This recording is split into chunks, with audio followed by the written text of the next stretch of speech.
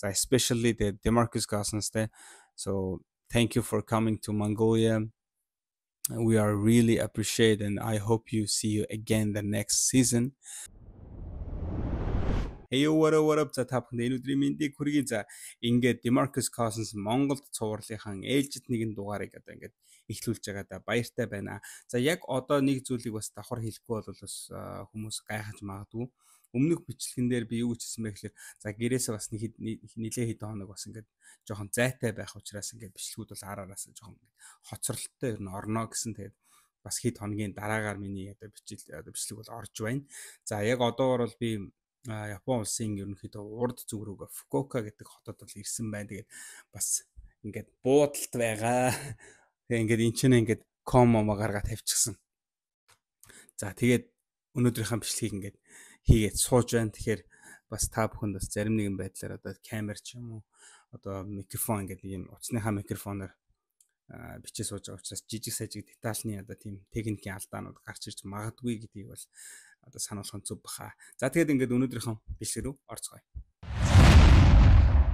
Alright. За ингээд өнөөдрийнхөө бичлэгийг эхлүүлцгээе. Тэгээд мэдээж одоо бид хүн бас ингээд үндэсний дээдлигийн Facebook хуудаснаа бол албан ёсны статистикийг бол ингэж харж үргэлжлүү одоо мэдээллийг ер нь ярьдаг байгаа. За тэгээд өнөөдрийн одоо ярих сэдв бол мэдээж одоо үнэхээр Монголд баг өмнө болж байгаагүй тийм цувралын 7 дахь тоглолт бол хасын хүлгүүд болон сэлэн боднос багуудын хооронд бол болсон.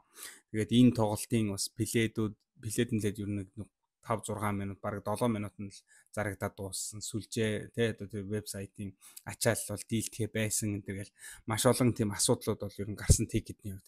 Тэгээд дээрээс нь плед ер нь бол нэг 5-6 нугаларч одоо бас гараад гадаа нь шаглагдсан гэх юм уу та тий 50,000-аар зарагддаг плед баг 250 300-300-аар бас зарагдсан нэг тиймэрхүү бас нэг тийм сонирхолтой одоо тохиолдол болсон байна. За тэгээд өнөөдрийн одоо яригдах сэдв маань юу вэ гэхээр хасын хүлгүүд гэдэг энэхүү одоо 10 дахь удаага ингээ 10 дахь удаага одоо авраг авах гад финалд шалгарчихсан байгаа. Энэ багийн талаар өнөөдөр бол бас нэлээд ярина. За харин энэ жил Монголын сагсан бөмбөгийн түүхэнд бол маш том нээлтийг хийсэн түүхэнд одоо бичигдэх томоохон хуудсын эхлэлийг тавьж чадсан сэлэн боднос баг болон DeMarcus Cousins гэдэг ийм одоо хідэн сэдвүүдийг бүгдээрээ бол одоо баг эцсийн байдлаар ярих гэдэг энэ өнөөдөр те баг.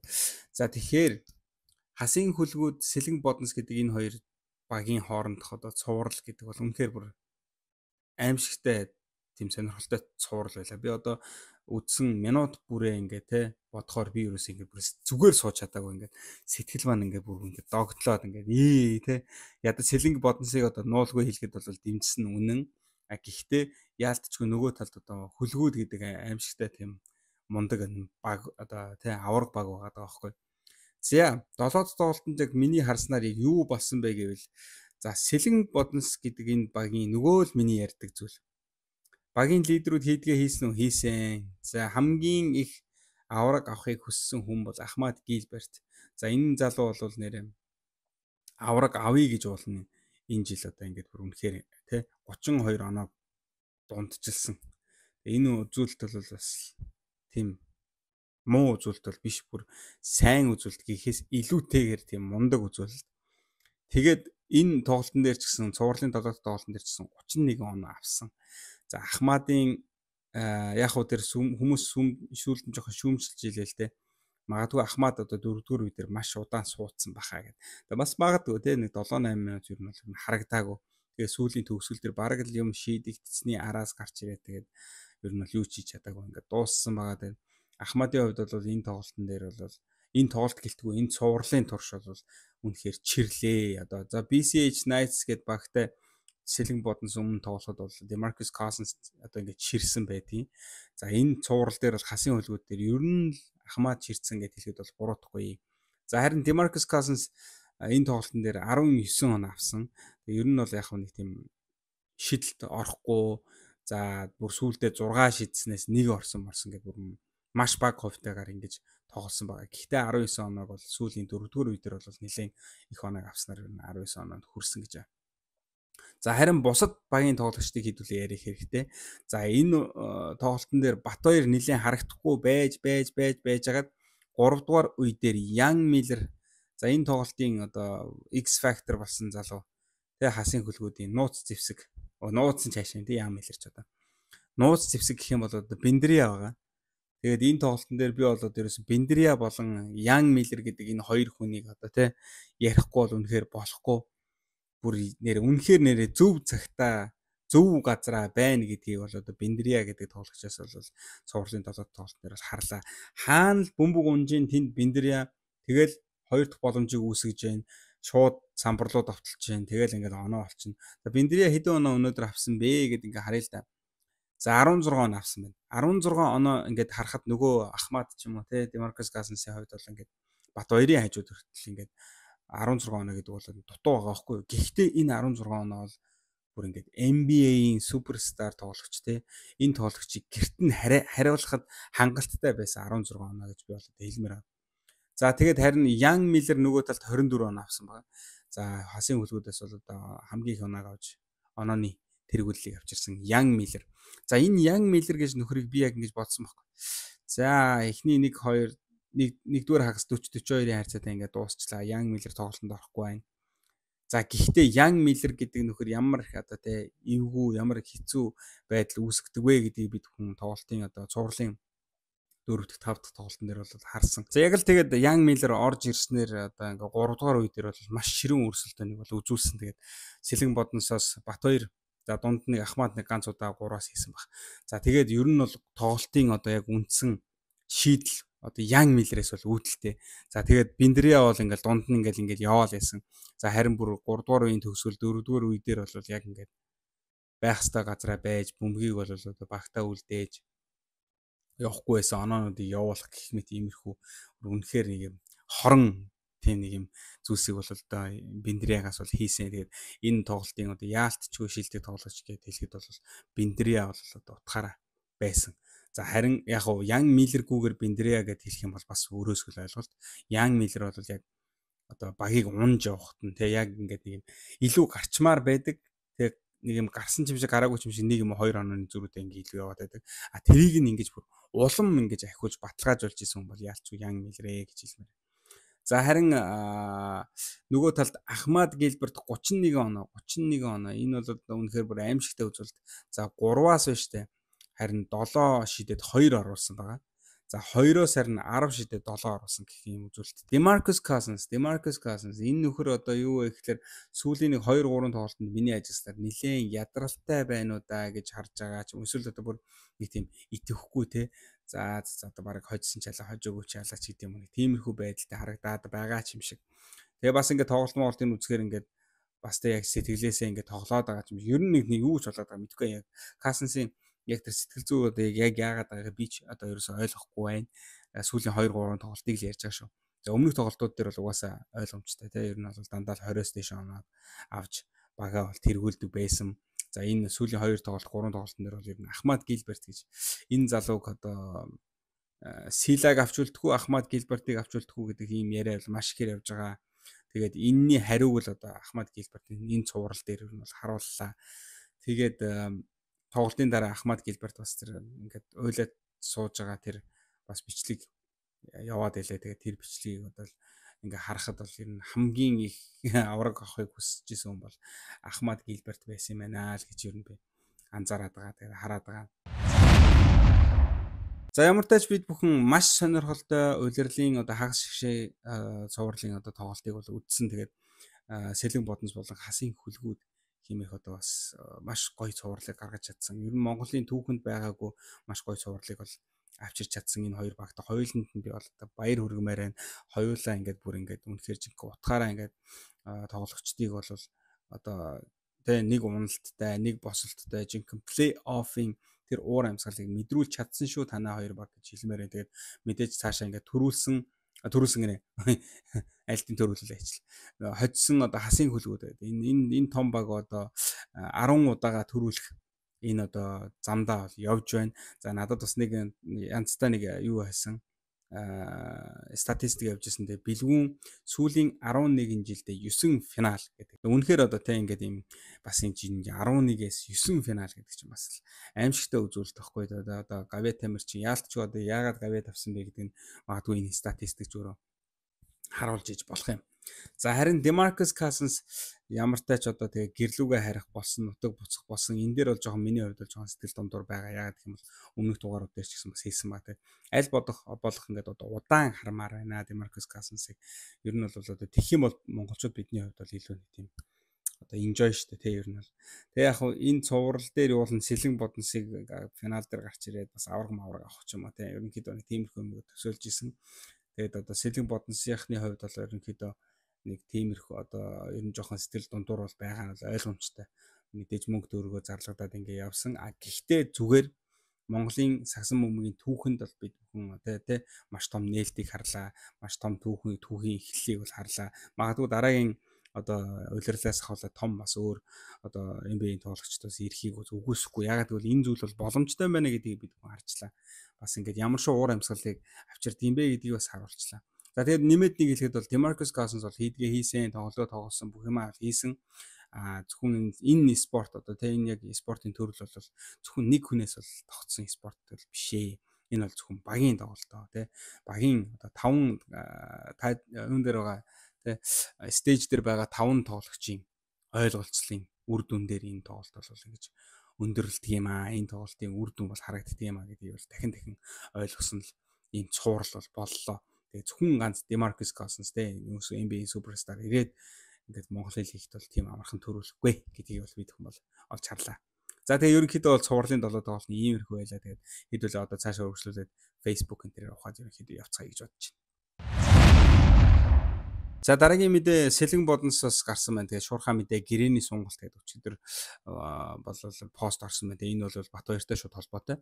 За Батбаяр бол одоо гэрээгээ нэг жилээр шинжилэн сонгосон. Тэгээд тэрээр сэлэн боднос багийн нэрийн өмнөөс 2025-аас 2025 оны 3-ыг харьц 3 болон 2025-аас 2026 оны үндэсний дээдлийг хүчин зүтгэнэ. Хамтын зүтгэлээр амжилтаа дахин хавьхуулъя гэж. Тэгээд ерөнхийдөө бол одоо сэлэн бодносынхан бол дараагийн улиралдаа маш их хүчтэй иргэн ирнэ гэсэн тийм постуудыг бол хийсэн байгаа. За тэрхүү пост нь бол одоо яг бид хүн одоо харж байна. За бид ирэх улирал бол илүү хүчтэй иргэн ирэх болно. Сэлэн боднос баг бол Монголын сагсан бөмбөгийн холбооны үндэсний дээдлэгийн 24-өөс 25 оны улирлаа албан ёсоор өндөрлүүлж байна. Тэгээ өнгөрсөн хугацаанд бидэнтэй хамт байж дэмжсэн бүх хүмүүстээ талархлаа. Энэ улирал одоо бидэнд олон сайхан мөчүүд амжилтыг авчирсан одоо улирал байлаа. Тэгээд ирэх жил улам хүчтэй ирэх болно гэсэн байгаа. Тэгээд мэдээж одоо ингэж гоё түүхийг бичсэн энэ баг бол цаашдаа маш олон одоо уналт босолтыг давж одоо тий хизээний цагт бол авраг авна гэдэгт бол би бас найдлах одоо маш өндөр байгаа. Тэгээд хамгийн гол нь багийн эзэн Лүндэгийн Наранбаатар гэж энэ эрхэм бол үнэхээр одоо тийм үнэхээр гоё актив хүн юм шиг надад бол үнэхээр санагдаад байгаа. Байнгын пост оруулж, байнгын багийнхаа төлөө явж идэг. За зөвхөн энэ сэлэн боднос энэ баг биш. Одоо цаашаа тэр under 18 те 18 нас хүртэлх одоо тэр тийнейжер хүүхдүүдийн одоо тэр багийг гэд хаач явсан дагаад явж идэг, багаа ингэж сэргээж идэг. Үнэхээр ингээ багийнхаа төлөө ингээд явж чаддаг.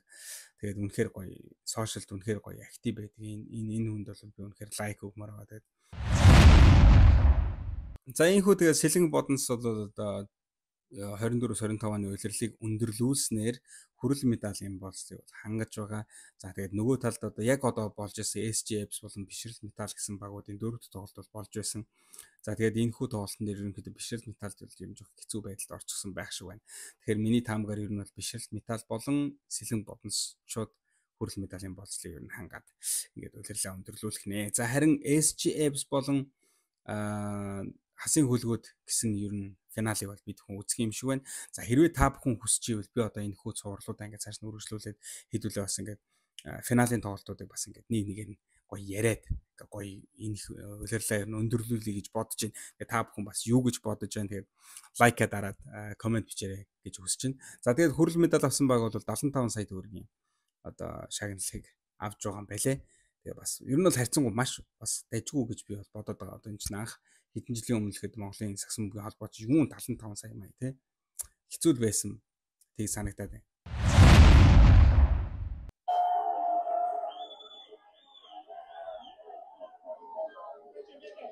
За энэ хүү бичлэг бол Demarcus Cousins-ийн одоо хамгийн сүүлийн удаа фэнүүдтэй ингээд хүндэтгэл үзүүлээд орж байгаа тэр хүү бичлэг байна. Тэгээд мэдээж суурлийн 7 тоглолтод ялагдсны дараагаар бас өөрийг нь дэмжиж байгаа Монголын одоо үзэгч фэнүүдтэй хандаж хүндэтгэл үзүүлж байгаа. Тэгээд бас би бас одоо Demarcus Cousins-д бас хандаж үг хэлмээр байгаа. Тэгээ Монголд ингээд ирсэнд нь үнэхээр ингээд баярлалаа.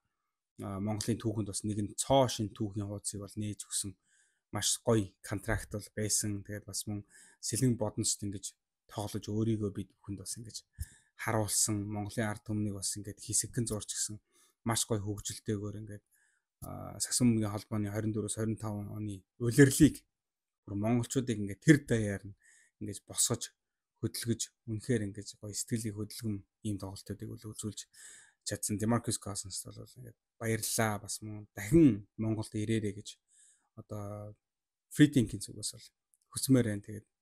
Тэгээд жоохон бас удаан л харах хэрэгтэй байсан юм л да. Өөрөө чинь тэгээд яг тэгээд энэ жил бол ингэж богинохонд харах хэрэгтэй байсан юм шиг байна. Дараа жилийн удирлаас одоо Наба гэдэг хүн ч юм уу те эсвэл өөр хин байдیں۔ Тэгээд ингээд Demarcus Cousins ингээд авчраасаа гэж би бол одоо дахин хүсэж гин, гуйж гин те. Alright, тийм байна. За Сэлэн Бодносын owner одоо Наба тэгээд мэдээж одоо Сэлэн Бодносын хоёр одоо хамгийн их үүрэг оройлтой тоглогч. Тэгээд хамгийн одоо супер байсан хоёр легионер тоглогчтой бас ингээд пост тавиад Монголын төлөө хийсэн бүхэнд нь баярлалаа Demarcus Cousins. Сайн яваараа дахин уулзах ерөөл тавья гэдгсэн байсан. Тэгээд бас Demarcus Cousins дараа жилийн удирлыг бол ингэж бид хүн санал тавина гэсэн тийм пост бас явж байлаа. Тэгээд Набагийн зүгээс.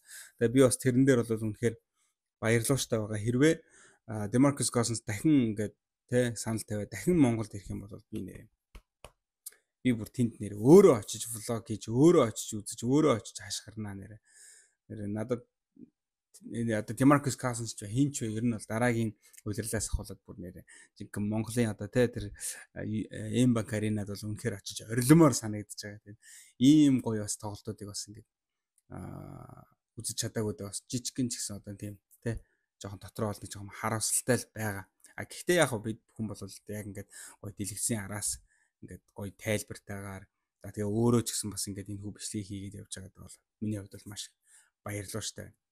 Окей, тэгээ Demarcus Cousins болон Ахмадад big like. Сэлэн Боднос багт болон хасын хүлгүүд багт. За тэгээ BCH багт. За тэгээд нөгөө талд явж байгаа SGABS болон одоо бишрэлт металл багуудад бүгдэнд нь одоо эх жилийн улиралт нь бол амжилт хүсье. Тэгээд та хэдийн одоо яг минь тоглосон тоглолтууд, цувралууд бол үнэхээр гал гарам, үнэхээр сонирхолтой тоглолтууд бол байж чадлаа. Тэгээд бүгдэнд нь бас талархал илэрхийлмээр байна. За especially the Demarcus Cousins те. So thank you for coming to Mongolia. We are really appreciate and I hope you see you again the next season. За тэгээд мэдээж одоо Сэлэн Бодносын owner Наба гэж энэ хүнд бол би одоо маш их талархмаар байна. Маш их одоо баярлалаа гэж хэлмээр байна. Монголын сагсан мөнгөний түүхэнд одоо шинэ хуудсыг нээсэнд. За тэгээд мэдээж ингээд free think хуудсатайгаа хамт байдаг үзэгч бүгдэнд нь бас маш их баярлалаа. Тэгээд та бүхэн бас ингээд бичлэгийг үзэж байгаа учраас би ингээд хаанч байсан, хизээч байсан ингээд бичлэгүүдээ өргөжлүүлж хийдэг шүү. Энэ бол одоо маш том миний мотивац болж явдаг шүү. Тэгээд та бүхэн одоо ганц дэмжигэл юм байгаа намайг тэрний үг гэхээр лайка дараад хэрвээ хүсэж байгаа бол коммент бичээрэй гэж ингэж хүсмээр байна. За тэгээ өнөөдрийнхөө Demarcus Cousins Монголд хэмээх цуврал бичлэгээ энд өндөрлүүлье гэж бодож байна. Тэгээд дараагийн бас финалийн тоглолт ч юм уу те иймэрхүү тоглолтуудыг үзмээр байгаа бол та бүхэн бас доор санал сэтгэлээ үлдээгээрэй гэж миний зүгээс хүсэж байна. Тэгээд дараагийн дугаараар уулзлаа. Bye guys. See you.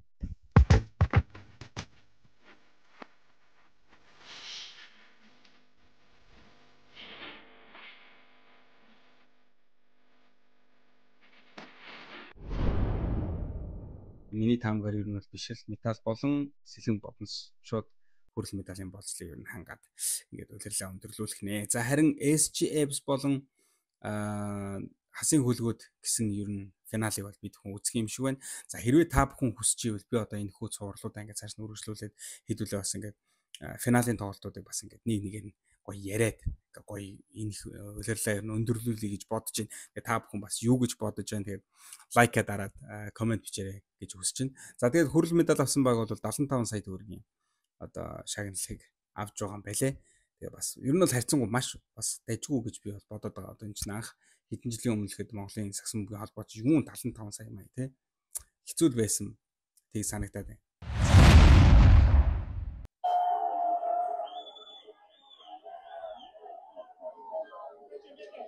За энэ хүү бичлэг бол Demarcus Cousins-ийн одоо хамгийн сүүлийн удаа фэнүүдтэй ингээд хүндэтгэл үзүүлээд орж байгаа тэр хүү бичлэг байна. Тэгээд мэдээж суурлын 7 тоглолтод ялагдсны дараагаар бас өөрийг нь дэмжиж байгаа Монголын одоо үзэгч фэнүүдтэй хандаж хүндэтгэл үзүүлж байгаа. Тэгээд бас би бас одоо Demarcus Cousins-д бас хандаж үг хэлмээр байгаа. Тэгээ Монголд ингээд ирсэнд нь үнэхээр ингээд баярлалаа.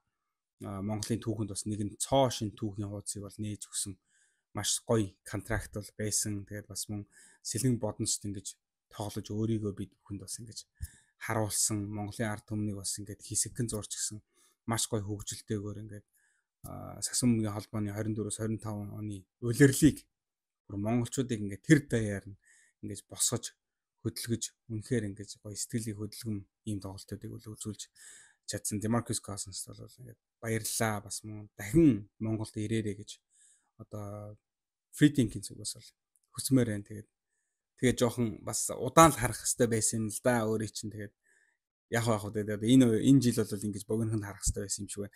Дараа жилийн удирлаас одоо Наба гэдэг хүн ч юм уу те эсвэл өөр хин байдیں۔ Тэгээд ингээд Demarcus Cousins ингээд авчраасаа гэж би бол одоо дахин хүсэж гин, гуйж гин те. Alright, тийм байна. За Сэлэн Бодносын owner одоо Наба тэгээд мэдээж одоо Сэлэн Бодносын хоёр одоо хамгийн их үүрэг оройлтой тоглогч. Тэгээд хамгийн одоо супер байсан хоёр легионер тоглогчтой бас ингээд пост тавиад Монголын төлөө хийсэн бүхэнд нь баярлалаа Demarcus Cousins. Сайн яваараа дахин уулзах ерөөл тавья гэдгсэн байсан. Тэгээд бас Demarcus Cousins дараа жилийн удирлыг бол ингэж бид хүн санал тавина гэсэн тийм пост бас явж байлаа. Тэгээд Набагийн зүгээс. Тэгээд би бас тэрэн дээр бол үнэхээр баярлалтай байгаа. Хэрвээ Demarcus Cousins дахин ингээд тэ санал тавиад дахин Монголд ирэх юм бол би бүр тэнд нэр өөрөө очиж влог хийж, өөрөө очиж үзэж, өөрөө очиж хашгирнаа нэр надад одоо Demarcus Cousins ч хин ч ер нь бол дараагийн удирлаас ахуулаад бүр нэр жинхэнэ Монголын одоо тэ тэр M-Bank Arena-д бол үнэхээр очиж орилмоор санагдаж байгаа. Тэгээд ийм гоё бас тоглолтуудыг бас ингээд үзэж чадаагүй дэ бас жижигхэн ч гэсэн одоо тийм тэ жоохон дотроо бол нэг жоохон харамсалтай л байгаа. Гэхдээ яг бид хүн бол яг ингээд гоё дэлгэцийн араас ингээд гоё тайлбартайгаар за тэгээ өөрөө ч гэсэн бас ингээд энэ хүү бичлэгийг хийгээд явж байгаад бол миний хувьд бол маш баярлалаа штэ. Окей, тэгээ Demarcus Cousins болон Ахмадад big like. Сэлэн Боднос багт болон хасын хүлгүүд багт. За тэгээ BCH багт. За тэгээд нөгөө талд явж байгаа SGX болон одоо бишрэлт металл багуудад бүгдэнд нь одоо эх жилийн улиралт нь бол амжилт хүсье. Тэгээд та хэдийн одоо яг минь тоглосон тоглолтууд, цувралууд бол үнэхээр гал гарам, үнэхээр сонирхолтой тоглолтууд бол байж чадлаа. Тэгээд бүгдэнд нь бас талархал илэрхийлмээр байна. За especially the Demarcus Cousins те. So thank you for coming to Mongolia. We are really appreciate and I hope you see you again the next season. За тэгээд мэдээж одоо Сэлэн Бодносын owner Наба гэж энэ хүнд бол би одоо маш их талархмаар байна. Маш их одоо баярлалаа гэж хэлмээр байна. Монголын сагсан мөнгөний түүхэнд одоо шинэ хуудсыг нээсэнд. За тэгээд мэдээж ингээд free think хуудсатайгаа хамт байдаг үзэгч бүгдэнд нь бас маш их баярлалаа. Тэгээд та бүхэн бас ингээд бичлэгийг үзэж байгаа учраас би ингээд хаанч байсан, хизээч байсан ингээд бичлэгүүдээ өргөжлүүлж хийдэг шүү. Энэ бол одоо маш том миний мотивац болж явдаг шүү. Тэгээд та бүхэн одоо ганц дэмжигэл юм байгаа намайг тэрний юу гэхээр лайка дараад хэрвээ хүсэж байгаа бол коммент бичээрэй гэж ингэж хүсмээр байна. За тэгээ өнөөдрийнхөө Demarcus Cousins Монголд хэмээх цуврал бичлэгээ энд өндөрлүүлье гэж бодож байна. Тэгээд дараагийн бас финалийн тоглолт ч юм уу те иймэрхүү тоглолтуудыг үзмээр байгаа бол та бүхэн бас доор санал сэтгэлээ үлдээгээрэй гэж миний зүгээс хүсэж байна. Тэгээд дараагийн дугаараар уулзлаа. Bye guys. See you.